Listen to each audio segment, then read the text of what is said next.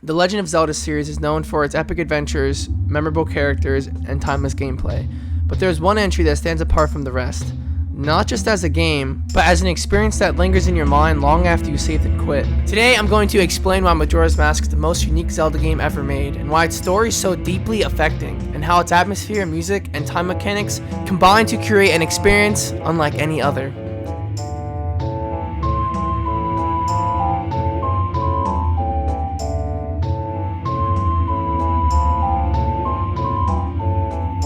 Let's start with the setting. Unlike Hyrule, Termina is a world that feels eerily familiar, yet deeply unsettling. The game begins with Link searching for his lost friend Navi, only to bump into the Skull Kid with the Majora's Mask. I'll explain why that mask is important later.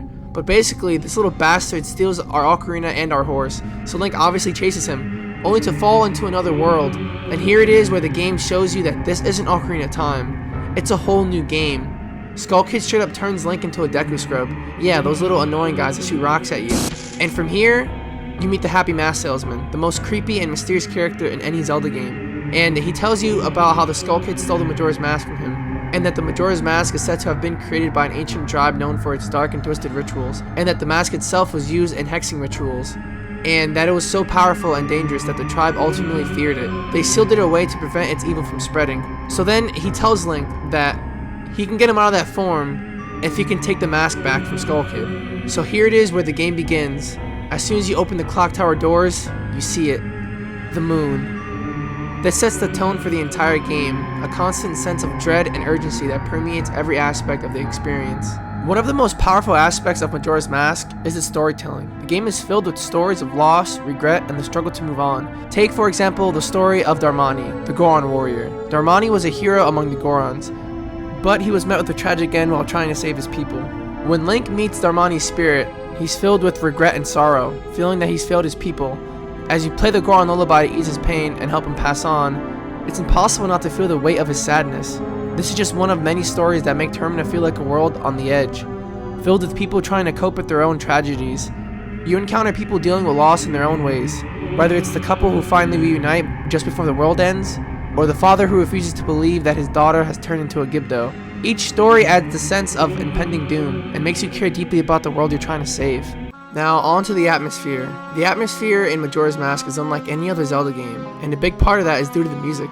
The soundtrack is haunting, filled with eerie, melancholic tunes that perfectly capture the mood of the game. The music changes depending on where you are and how much time you have left, creating a sense of urgency as the days progress.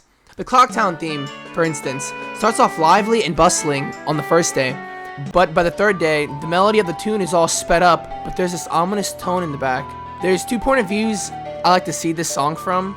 There's the point of view where it feels like the world itself is rushing you to hurry up and save it before the moon comes crashing down, or it feels like the people of Clocktown are trying to distract themselves by playing the tune just a little faster because they don't want to accept the fate that the world might end. And this game also has my favorite Zelda dungeon of all time, Stone Tower Temple. I mean, this place is everything I want from a Zelda dungeon, down to the music, the atmosphere, and even the dungeon's core mechanic, the ability to flip the entire dungeon upside down.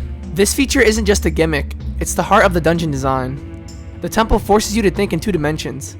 Every room you enter has a dual purpose. This constant flipping not only makes a dungeon incredibly complex and satisfying to solve, and also gives it a sense of fluidity and depth that's rare in video games. The upside down mechanic is more than just a physical flip, it's a mental one too. You're constantly rethinking your strategies, reevaluating your surroundings, and adapting to new perspectives. This level of engagement is what makes Stone Tower Temple so unforgettable. It's a puzzle within a puzzle, and the atmosphere in Stone Tower Temple is so creepy.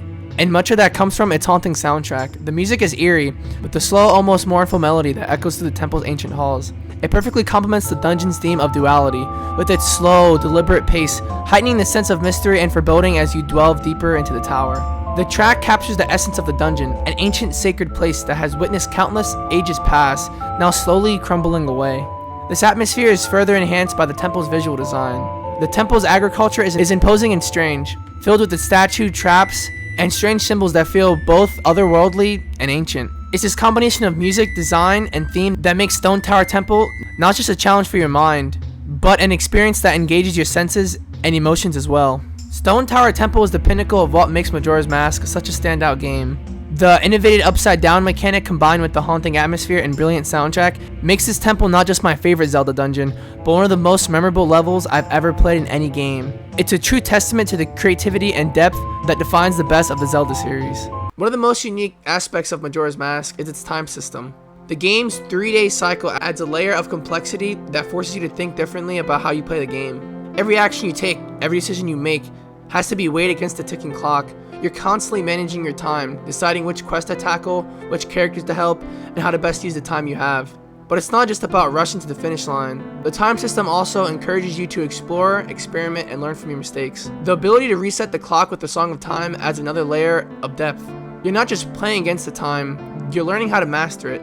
Each cycle is a chance to perfect your strategy, to dig deeper into the stories of Termina, and to unravel the mysteries of the world. The time mechanic makes every moment in the game feel precious, and creates a sense of urgency that's unlike anything else in the Zelda series. In the end, Majora's Mask is more than just a Zelda game. It's an exploration of human emotions, a meditation on loss, and a testament to the power of atmosphere and storytelling in video games.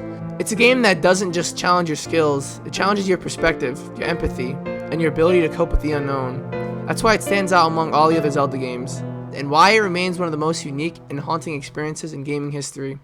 This game to me is an absolute masterpiece. It's, to me, the hardest Zelda to ever get into. Now, I know Ocarina of Time, Mido doesn't tell you where the sword and shield is at. You kind of just have to figure that out by yourself. In Majora's Mask, it's a lot harder. I remember the first time I played this game, I thought this game sucked because I didn't know where to go or what to do. It was at the time I was like 10 years old. And in the beginning of the game, the Happy Mask Salesman just says, hey, go get the mask back. But as soon as you open the clock tower doors, it's like, alright, where do I go and what do I do? How do I get the mask back? The game itself doesn't tell you to wait 3 days, to go on top of the clock tower and fight the Skull Kid. I think the most the game tells you is, hey, we should check out the Great Fairy Fountain. But most of it you have to figure out yourself, like getting the Bomber's Notebook, getting the Moon Tier. I feel like this game is just a lot harder to get into than other Zelda games, but the payout is absolutely amazing when you actually get in the game. Now, I know the time mechanic system is something that will put you off the game, because I know that I have one friend that says that the time system really just irked him, and that's why he can never get into Majora's Mask, just because of the fact that he felt like he was getting rushed or he didn't have enough time to do anything. But to me, the game itself is an absolute masterpiece, and I don't think we'll ever get a Zelda game, or any game rather, close to it. If you like my takes on Majora's Mask and want to see more content like this, hit the like button and hit subscribe. And I'd love to hear your thoughts on Majora's Mask, and if you loved it or hate it, or if you didn't like the time mechanic at all. But that's about it. I'm done here.